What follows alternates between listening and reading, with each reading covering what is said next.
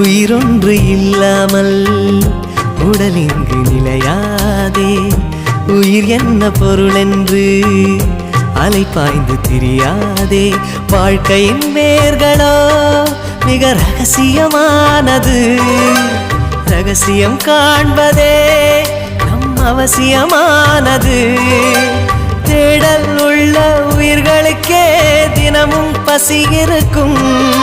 தேடல் என்பது உள்ளவரை வாழ்வில் ருசி இருக்கும். பாடல் போல தேடல் கூட ஒரு சுகமே. இசை பாடி வரும் இளம் காற்றுக்கு உருவமில்லை. காற்றலை இல்லை என்றால் ஒரு பாட்டொலி கேட்பதில்லை. ஒரு காலம் வருகையில் உள்ளம் கொள்ளை போகுதே.